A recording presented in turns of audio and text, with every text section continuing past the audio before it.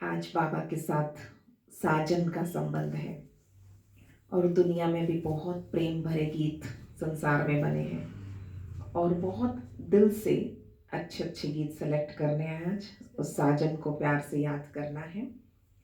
सत्यम शिवम सुंदरम, तीनों लोकों में परमेश्वर से सुंदर और कोई नहीं, जिसे देखने के बाद और कुछ देखना बाकी नहीं रह जाता।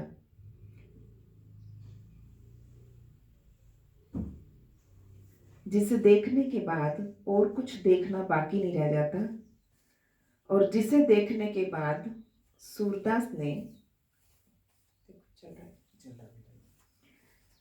सूरदास ने अपनी आंखें फोड़ ली थी, जिसे पाने के बाद और कुछ पाना बाकी नहीं रहता। मीरा ने उसके नाम पर राजाई ठुकरा दी, जहर पी लिया। कहते हैं घूंघट के पट खोल रे, तोहे पिया मिलेंगे। तो ये देह अभिमान का घूंघट उतार दो, आत्म स्वरूप में आओ, तो पिया मिलन होता है। तो आज का अभ्यास है। आज शिव पिया घर आएंगे, तो अपने प्राणों से प्यारे साजन के स्वागत में आज घर में विशेष सफाई रखेंगे। तुम ही संग बैठूं, तुम ही संग खाऊं, तुम ही संग प्रीत की रीत निभाऊं, इस वाक्य का अभ्यास करते रहेंगे। तुम ही संग खाऊं, तुम ही संग बातें करूं, तुम ही संग बैठूं, तुम ही संग घूमूं। आत्मा सजनी बनकर देह भान का त्याग करके सजकर अपने साजन का आवाहन करें। श्रृंगार, पूरे 16 श्रृंगार हमारे नैनों में, हमारे मुख पर जो बाबा चाहता है वही श्रृंगार होना चाहिए। वैसी रूहानी मुस्कुराहट हो, रूहानी दृष्टि हो। आज 10:30 बजे शिव साजन के अवतरण की कोई भी वीडियो देखें और बाबा का अवतरण देखते बाबा पर बलिहार जाने का संकल्प करेंगे। 10:30 से 11 बजे तक। 11 बजे मेरा शिव साजन सिर्फ प्यार करता है, सुख देता है और आत्माएं उस आशिक पर डूबकर, उसकी आशिकी में डूबकर ही पार हो सकती हैं। कभी दर्द तकलीफ नहीं देता, कोई नफरत नहीं है, कोई नेगेटिव इमोशन नहीं है।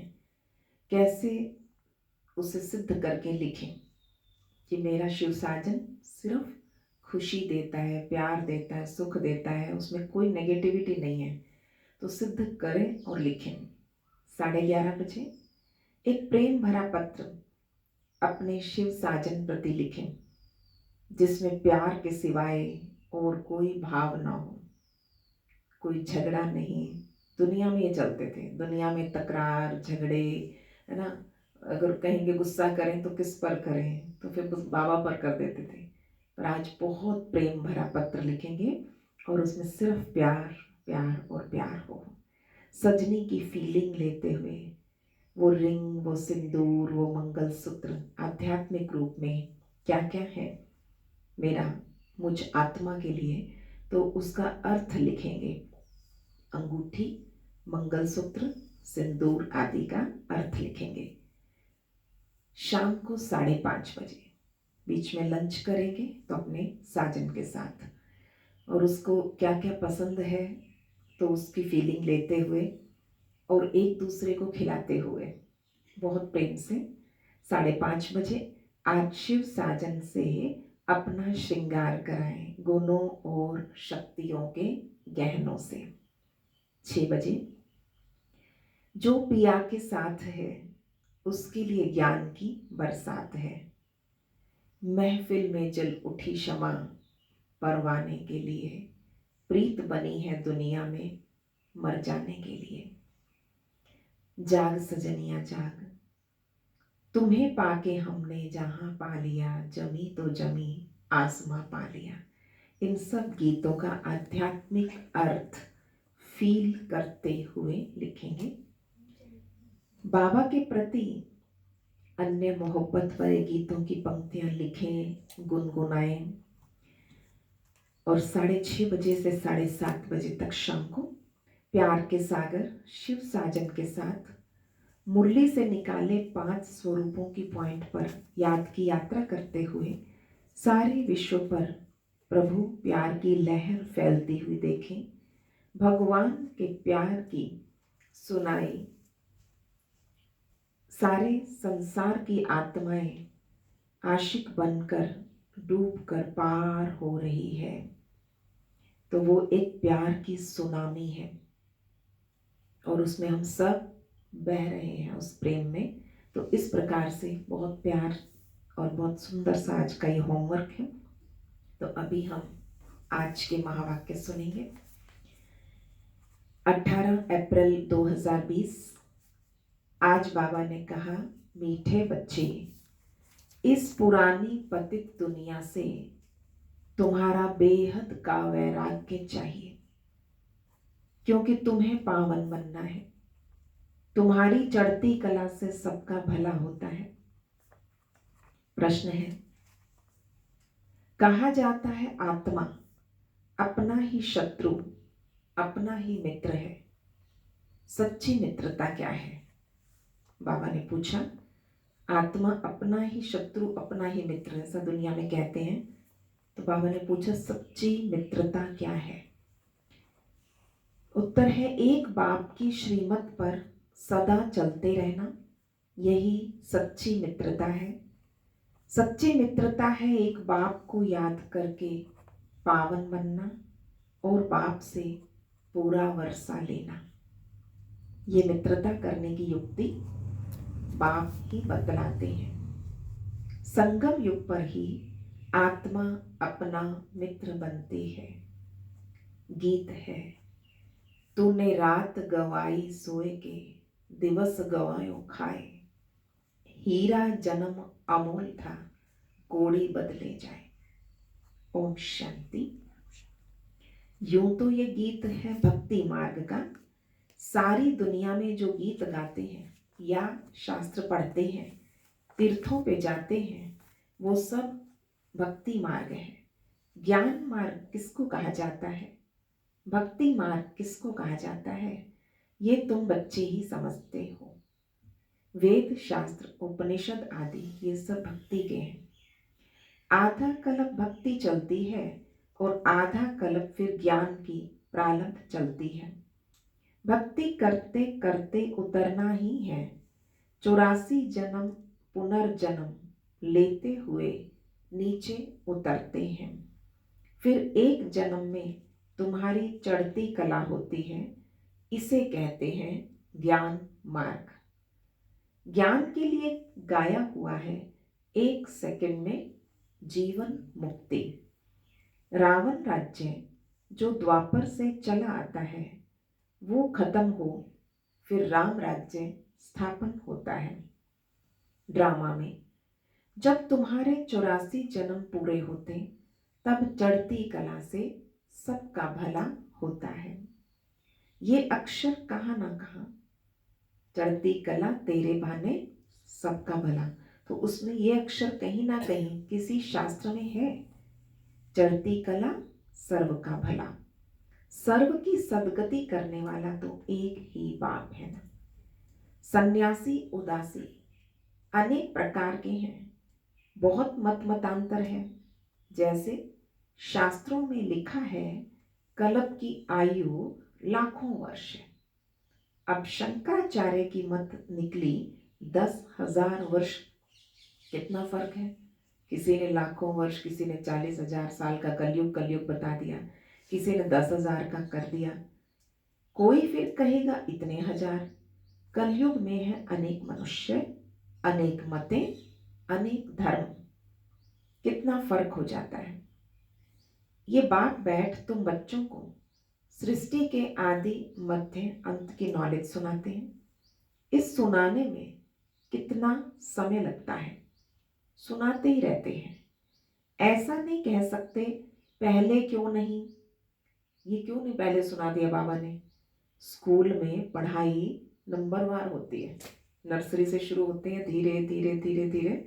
अब जो 10th की पढ़ाई है तो वो पहले से ही 7वीं क्लास में तो नहीं पढ़ा देंगे ना, समय अनुसार सब मिलता रहता है, ड्रामा एक्यूरेट है।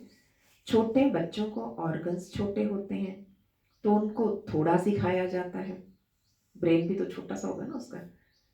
तो उसके बाद बड़ा होता जाता है, विशाल होगा। तो जैसे जैसे बड़े होते हैं, बाबा ने कहा उस अनुसार डेवलपमेंट होती है, मेमोरी की भी डेवलपमेंट होती है।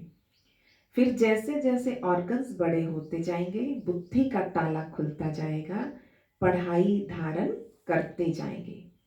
छोटे बच्चों की बुद्धि में कुछ धारणा हो न सके, बड़ा होता है फिर बैरिस्टर जज आदि बनते हैं। इसमें भी ऐसे है, कोई की बुद्धि में धारणा अच्छी होती, बाप कहते मैं आया हूँ पतित से पावन बनाने, तो अब पतित दुनिया से वैराग्य होना चाहिए।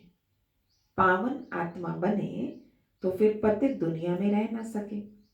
पतित दुनिया में आत्मा भी पतित, मनुष्य भी पतित। पावन दुनिया में मनुष्य भी पावन, पतित दुनिया में मनुष्य पतित हो गए। ये है रावण राज्य। यथा राजा रानी तथा प्रजा, ये सारा ज्ञान है बुद्धि से समझने का। इस समय सभी की बाप से विपरीत बुद्धि है। तुम बच्चे तो बाप को याद करते हो, अंदर में बाप के लिए प्यार है ना, वो हमारा सारे के सारे संबंधों का रस देने वाला सैक्रीन, उससे प्यार है। आत्मा में बाप के लिए प्यार है, रिगार्ड है। क्यों? क्यों है? क्योंकि अब हम बाप को जानते हैं, उसकी महिमा को समझ गए हैं। यहाँ तुम सम्मुख हो, शिव बाबा से सुन रहे हो। ये मनुष्य सृष्टि का बीज रूप है, ज्ञान का सागर है, प्रेम का सागर है, आनंद का सागर है, गीता ज्ञान दाता है। वो परम पिता त्रिमूर्ति शिव परमात्मा वाच। त्रिमूर्ति अक्षर जरूर डालना चाहिए, क्योंकि त्रिमूर्ति का तो गायन है ना कि ब्रह्मा द्वारा स्थापना, तो जरूर ब्रह्मा द्वारा ही ज्ञान सुनाएंगे। श्री कृष्ण तो ऐसा नहीं कहते कि शिव भगवान वाच, प्रेरणा से कुछ नहीं होगा ना, उसमें शिव बाबा की प्रवेशता हो सकती। शिव बाबा तो पराये देश में आते, सतयुग तो श्री कृष्ण का देश है, और शिव बाबा कहते हैं मैं आया देश पराये। तो श्री कृष्ण का देश कौन सा है? सतयुग। तो दोनों की महिमा अलग अलग है। मुख्य बात यही है, सतयुग में गीता तो कोई पढ़ता नहीं, ये पढ़ने वेद शास्त्र कहाँ? यही संगम युग पर। भक्ति मार्ग में अब संगम पर समझने लगे हम, द्वापर से शुरू हुए थे पढ़ने। भक्ति मार्ग में तो जन्म जन्मांतर पढ़ा, ज्ञान मार्ग में तो वो हो ना सके। अब हम पढ़ते नहीं हैं, अब हम हर चीज देखते हैं, सुनते हैं, है ना, वो समझते हैं उस चीज को कि इसका मतलब क्या है, हर चीज का अर्थ निकालो। भक्ति मार्ग में ज्ञान की बातें होती नहीं, अभी रचता बाप ही रचना के आदि मध्य अंत का ज्ञान देते। मनुष्य तो रचता हो न सके, मनुष्य कह ना सके कि मैं रचता हूँ। बाप खुद कहते मैं मनुष्य सृष्टि का बीज रूप हूँ, मैं ज्ञान का सागर, प्रेम का सागर, सर्व का सदगति दाता हूँ। कौन है? शिव बाबा। मनुष्य सृष्टि का बीज रूप, ज्ञान का सागर, प्रेम का सागर, सदगति दाता। श्री कृष्ण की महिमा अलग है। ये है पूरा कंट्रास्ट, दोनों का अंतर क्लियर लिखना। जो मनुष्य पढ़ने से झट समझ जाए कि गीता का ज्ञानदाता श्री कृष्ण नहीं है, इस बात को स्वीकार किया तो ये तुमने जीत पहनी। मनुष्य कृष्ण के पिछाड़ी कितना हैरान होते हैं, जैसे शिव के भक्त शिव पे गला काट देने को तैयार हो जाते हैं। बस हमको शिव के पास जाना है। वैसे वो समझते हैं श्री कृष्ण के पास जाना है, परंतु श्री कृष्ण के पास जा न सके। भक्ति कर रहे होते हैं ना जो श्री कृष्ण की, उनको लगता है बस हम लीन हो जाए ना, श्री कृष्ण के पास चले जाएंगे या उसके श्री कृष्णपुरी में। पर बाबा कहते हैं ऐसा होगा नहीं। श्री कृष्ण के पास बलि चढ़ने की तो बात ही नहीं है। शिव के ऊपर तो बलियां बहुत चढ़ी थी, आज तक भी ऐसे कई कई मंदिर हैं अभी भी। भले सरकार बहुत इस चीजों का ध्यान रखती है, पर फिर भी देवताओं पर बलि चढ़ते हैं, देवताओं पर, देवियों पे बलि चढ़ते हैं, देवताओं पे कोई बलि नहीं चढ़ेगा। है कि देवताओं पे बलि चढ़ता हो, देवियों पे तो सुनी हुई है। तो तुम देवियां हो ना, तुम शिव बाबा के बने हो, तो शिव बाबा पर भी बलि चढ़ते हैं। तो शिव पर और देवियों की मशहूर है बलि चढ़ना। शास्त्रों में हिंसक बातें लिख दी, तुम तो शिव बाबा के बच्चे हो, तन मन धन बलि चढ़ाते हो।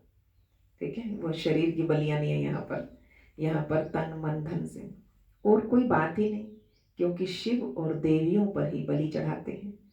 अब गवर्नमेंट ने शिव काशी पर बलि चढ़ाना बंद कर दिया। अभी वो तलवार ही नहीं है, भक्ति मार्ग में जो आपघात करते, ये भी जैसे अपने साथ शत्रुता का ही तो उपाय है। खुद को खुद मार देते, शरीर को छोड़ने के ऐसे ऐसे उपाय किए हुए थे। मित्रता करने का एक ही उपाय है, आप ही आत्मा अपना ही शत्रु अपना ही मित्र। तो बाबा ने कहा ये अपने साथ शत्रुता है, शरीर त्याग देगी तो आत्मा कहाँ भटकती रहेगी। तो बाबा ने कहा मित्रता का उपाय क्या है, जो बाप बतलाते पावन बनकर बाप से पूरा वर्षा लो, एक बाप की श्रीमत पर चलते रहो, यही मित्रता है। भक्ति मार्ग में जीवात्मा अपना ही शत्रु है, फिर बाप आकर ज्ञान देते तो जीवात्मा अपना ही मित्र बनती है। आत्मा पवित्र बन बाप से वर्षा लेती, संगम युग पर हर एक आत्मा को बाप आकर मित्र बनाते हैं। आत्मा अपना मित्र बनती है, कब बनती है? संगम युग पर। श्रीमत मिलती है तो समझती है हम बाप की मत पर ही चलेंगे, अपनी मत पर आधा कल्प चले, अब श्रीमत पर सदगति को पाना है। इसमें अपनी मत चल न सके, बाप तो सिर्फ मत देते हैं, तुम देवता बनने आए हो ना, यहाँ अच्छे कर्म करोगे तो दूसरे जन्म में अच्छा फल मिलेगा अमरलोक में। अब ये तो है मृत्यु लोक, ये राज तुम बच्चे ही जानते हो, सो भी नंबरवार। कोई की बुद्धि में अच्छी धारणा होती, कोई धारणा नहीं कर सकता, तो इसमें टीचर क्या कर सकता है? क्लास तो एक ही होती है, टीचर एक ही होता है पढ़ाने वाला, पर फिर भी स्टूडेंट्स के नंबर तो नंबरवार ही आएंगे। टीचर क्या करे? टीचर से कृपा या आशीर्वाद मांगेंगे क्या? टीचर तो पढ़ाकर अपने घर चले जाते हैं। स्कूल में पहले पहले खुदा की बंदगी आकर करते, हे खुदा हमको पास करा दो तो हम भोग लगाएंगे। अब टीचर को कभी नहीं कहेंगे कि आशीर्वाद कर दो। तो इस समय परमात्मा हमारा बाप भी है, टीचर भी है। तो बाप की आशीर्वाद तो अंडरस्टूड है ही, पिता तो आशीर्वाद करते हैं, पर बाबा कहते टीचर से आशीर्वाद मांगोगे क्या? तो बाबा कहते बच्चे को चाहते हैं बाप कि बच्चा आए, उसे मैं धन दूं, मिल्कियत दूं, अपना वारिस है ना मेरा है, ये आशीर्वाद ही तो है। ये एक कायदा है, बच्चे को बाप से वर्षा मिलता है। अब तो तमो प्रधान ही होते जाते, जैसा बाप वैसे बच्चे, दिन प्रतिदिन हर चीज तमो प्रधान होती जाती है, तत्व भी तमो प्रधान होते जाते हैं। यह है दुख था। 40,000 वर्ष अभी और आयु हो तो क्या हाल हो जाएगा। मनुष्यों की बुद्धि बिल्कुल ही तमो प्रधान हो गई है। अभी तो बच्चों की बुद्धि में बाप के साथ योग रखने से रोशनी आ गई है। बाप कहते हैं जितना याद में रहेंगे उतना लाइट बढ़ती जाएगी। याद से आत्मा पवित्र बनती है, लाइट बढ़ती जाती है, याद ही नहीं करेंगे तो लाइट मिलेगी नहीं। याद से लाइट वृद्धि को प्राप्त होगी। ठीक है, जितना योग लगाएंगे उतनी लाइट और माइट बढ़ती जाती है आत्मा की। तो महसूस करना इसको आज योग में।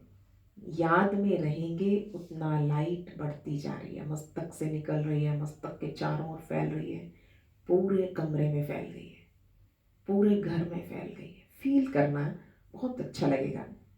याद नहीं किया तो और कोई विक्रम कर लिया तो लाइट कम हो जाएगी। तुम पुरुषार्थ करते हो सतो प्रधान बनने का, ये बड़ी समझने की बातें हैं। याद से ही तुम्हारी आत्मा पवित्र होती जाएगी।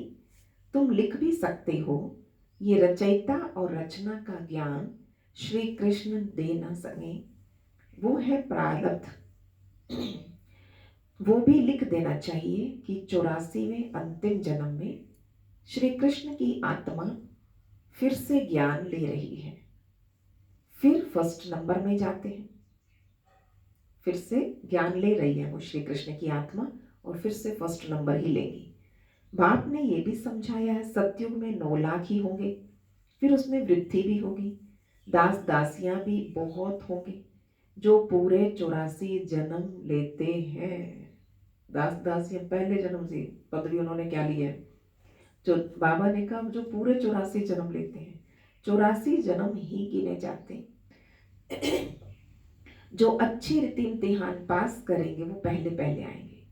जितना देरी से जाएंगे तो मकान पुराना तो कहेंगे ना, नया मकान बनता है तो दिन प्रतिदिन आयु कम होती जाएगी। वहां तो सोने के महल बनते हैं, वो तो पुराने हो ना सके। सोने में चमक वही रहती है, 10 साल 20 साल 50 साल बाद भी। बाबा ने कहा वो क्या पुराने होंगे, सोना तो सदैव चमकता ही होगा। फिर भी साफ तो जरूर करना पड़े।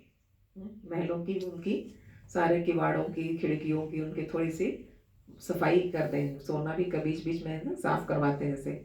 तो जेवर भी भल पक्के सोने के बनाओ तो भी आखिरी चमक तो कम होती, फिर उसको पॉलिश चाहिए। तो तुम बच्चों को सदैव ये खुशी रहनी चाहिए, हम नई दुनिया में जाते हैं। खुशी की बात, हम नई दुनिया में जाते हैं। इस नरक में ये अंतिम जन्म है। इन आंखों से जो देखते जानते हैं ये पुरानी दुनिया पुराना शरीर है। अभी हमको सतयुग नई दुनिया में नया शरीर लेना है। याद करते जाना अपना आदि स्वरूप, नई दुनिया में नए शरीर। चमक कितनी होगी, आत्मा में लाइट कितनी होगी। 5 तत्व भी नए होते हैं। ऐसे विचार सागर मंथन चलना चाहिए। पढ़ाई है नई, अंत तक तुम्हारी ये पढ़ाई चलेगी। पढ़ाई बंद हुई विनाश हो जाएगा। ठीक है, अभी भी चाहे मीडिया के थ्रू चल रही पढ़ाई चल तो रही है ना। बाबा ने कहा ये सिग्नल है, पढ़ाई बंद हुई तो विनाश हो जाएगा। तो अपने को स्टूडेंट समझ इस खुशी में रहना चाहिए, भगवान हमको पढ़ाते हैं। ये खुशी कोई कम थोड़ी है, परंतु साथ साथ माया भी उल्टा काम कराती है। 5-6 वर्ष पवित्र रहते और फिर माया गिरा देती। एक बार गिरे तो फिर वो अवस्था हो ना सके।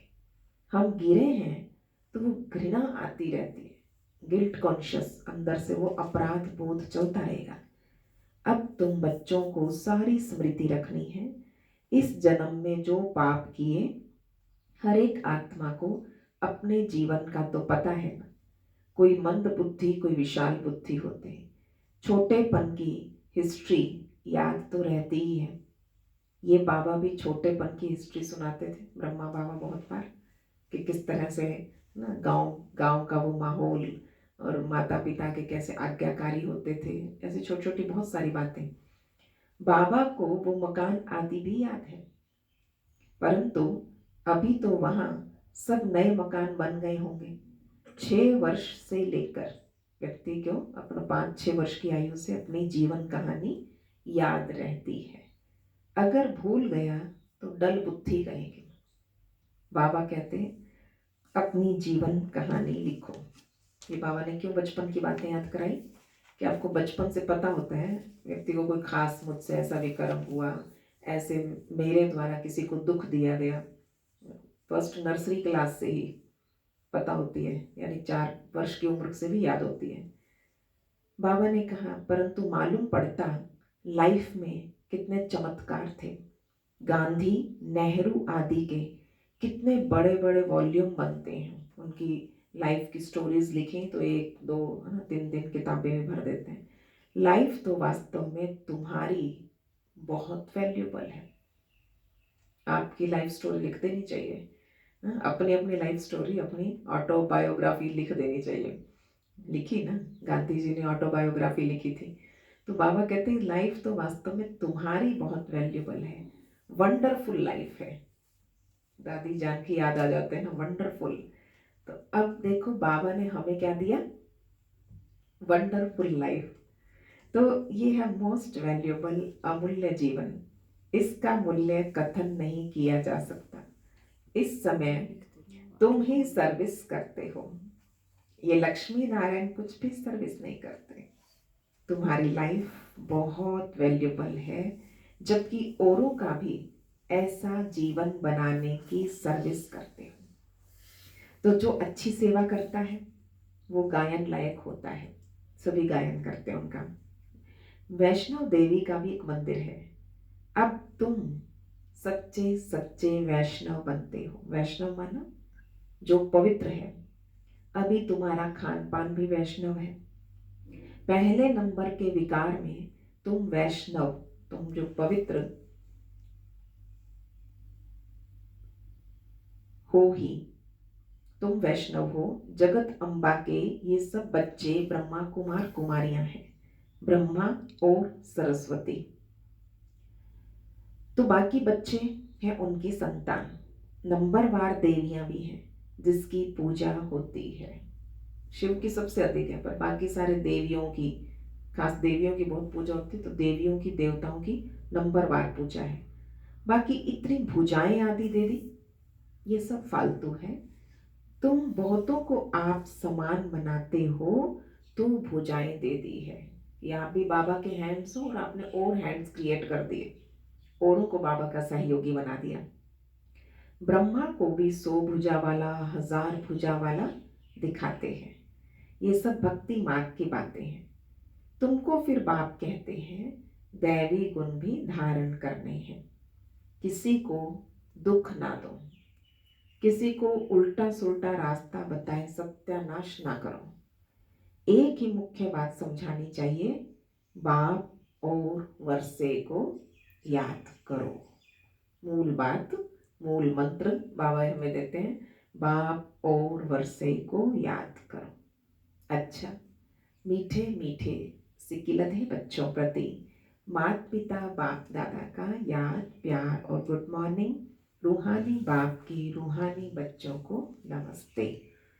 हम रूहानी बच्चों की रूहानी बाप दादा को याद प्यार गुड मॉर्निंग और नमस्ते जी। थैंक यू बाबा, वाह बाबा वाह। अब आज का होमवर्क, धारणा के लिए मुख्य सार। पहला पॉइंट, गायन व पूजन योग्य बनने के लिए आज शब्द क्या दिया, पक्का वैष्णव। तो हर विकार छूटता गया तो पक्का वैष्णव, बाबा ने उनको शब्द दिया। सिर्फ वहां पर एक वैष्णव ने माना वो कुछ प्याज लहसुन नहीं खाते हैं कुछ, तो उनको कहते जी वैष्णव है। तो आज तक भी वैष्णव ढाबे मशहूर हैं, पर बाबा ने कहा कि जरूरी नहीं है, वहां पर वो कर भी रहे हैं और साथ साथ दूसरे लोगों को भी ध्यान रखते हैं कि ऐसे कोई आ जाए तो उनका भी ध्यान रख लेंगे वो, परंतु विकारों में ना जाए, पवित्र रहें, वो ऐसे वैष्णव नहीं है। पर तुमने पहले विकार से ही शुरू कर दिया कि हम वैष्णव हैं। गायन व पूजन योग्य बनने के लिए पक्का वैष्णव बनना है। खान पान की शुद्धि के साथ साथ, खान पान की शुद्धि के साथ साथ पवित्र रहना है। पक्का वैष्णव उसको बोलता है। इस वैल्यूबल जीवन में सर्विस कर बहुतों का जीवन श्रेष्ठ बनाना है। इस वैल्यूएबल जीवन में बहुतों की सेवा करके जीवन बहुतों का श्रेष्ठ बनाना है। दूसरा पॉइंट, बाप के साथ ऐसा योग रखना है जो आत्मा की लाइट बढ़ती जाए। बाप के साथ ऐसा योग रखना है कि आत्मा की लाइट बढ़ती जाए। मेरा साजन कितना चमकीला है तो मैं सजनी भी उतनी ही चमकीली, ऐसा याद रखना। कोई भी विकर्म कर लाइट कम नहीं करना। विकर्म हुआ तो क्या होगा, लाइट डिम हो जाएगी। अपने साथ मित्रता रखनी है। बाबा ने आज समझाया आज अच्छी तरह, अपने साथ शत्रुता नहीं करनी, यानी अपना नुकसान आप ही नहीं करना। आज का वरदान, देह अभिमान के रॉयल रूप को, देह अभिमान के रॉयल रूप को भी समाप्त करने वाले साक्षी और दृष्टा भव। दूसरों की बातों को रिगार्ड ना देना। कब लगता है कि रिगार्ड नहीं देते? जो बात करते करते बात काट दें, अपनी बात समझानी, अपनी बात बतानी शुरू कर दें, तो इसको कहते हैं डिसरिगार्ड, या इसको कहते हैं देह अभिमान।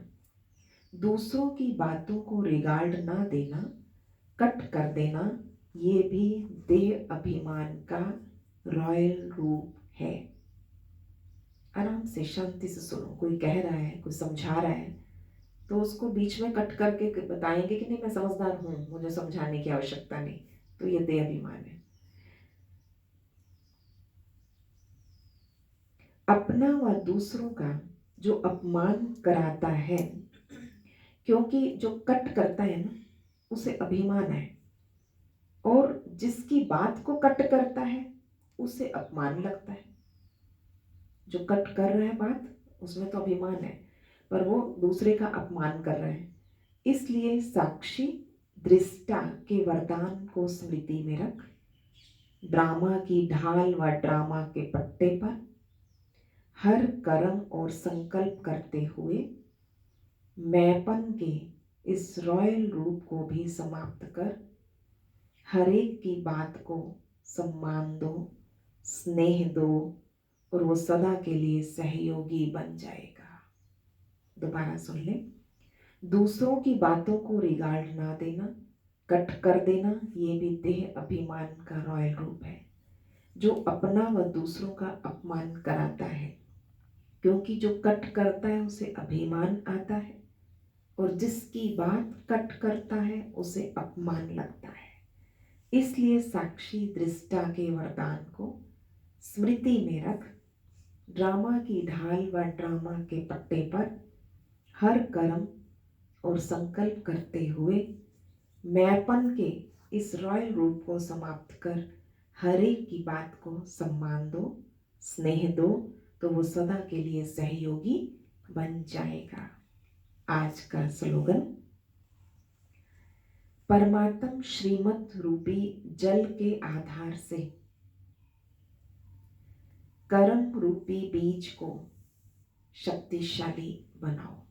कर्म बीज है, पर इसमें सींचना कैसे है? उसको परमात्म श्रीमत से। परमात्म श्रीमत रूपी जल के आधार से कर्म रूपी बीज को शक्तिशाली बनाओ। ओम शांति।